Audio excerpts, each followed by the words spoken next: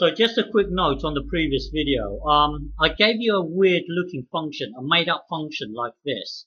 And what I want to say in this video is that this could represent a function. Remember, a function is really a graph that doesn't go back on itself.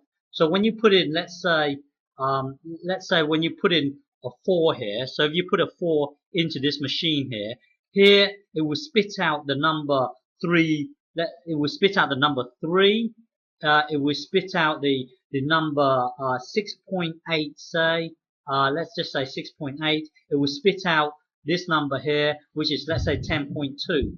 You see, this, whenever you have a graph that goes back on itself, this here is not a function.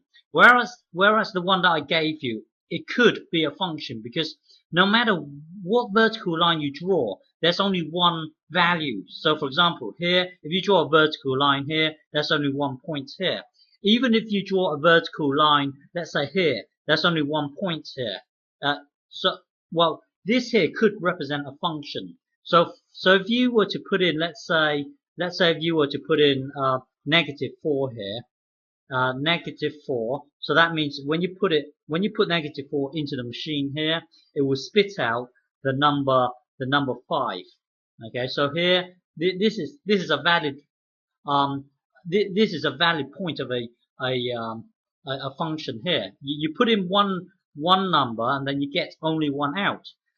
Remember, here it doesn't spit out the number 8 because here is a white circle. So it doesn't spit out the number 8.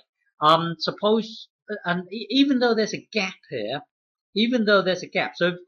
so what this means here is that you've got a machine here, but you can, so this is your domain here. This is your domain. You cannot put the number 6 in here. So that's what it means. The number 6 in this case, it's not in the domain, so you would never put the number 6 in the first place. So whenever you see a gap here, what that means in terms of this diagram is that the number 6 is not in the domain. So don't put the number 6 into this machine, if you like. And also don't put -9 in here.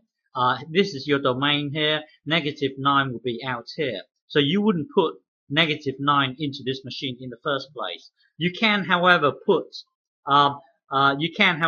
let's say -8.99999 into this machine. You all have to put that into this machine here. In which case, the machine will spit out a really big number, 9999999. Well, it will just spit out a really big number. Okay, and here, yeah. So here, if you look at this scenario here, if you put in the number 3 here, it will spit out the number 7. Okay, and then if you look at this scenario here, you would never. So here, this is your domain. The number 9 is not in the domain, so you wouldn't put the number 9 into this machine here. Whereas you can put, let's say, 8.9999 into the machine here. So if you put it into this machine, it will spit out something really high up here. 999. Well, spit out a really big number here. Okay, and then if you you can put something to the right of the number 9 here. You could put 9.000001 into the machine here. In which case, it will spit out a negatively big number, if that makes sense. Basically, it will spit out negative 99999. It will spit out a negative big number.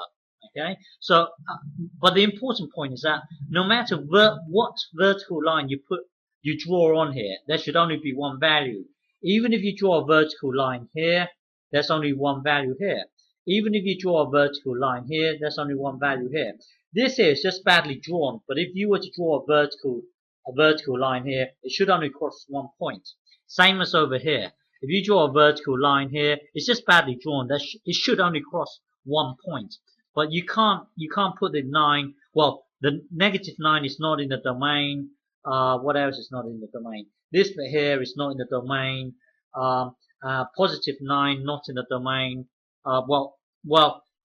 What I'm trying to say in this video is that this here could represent a function.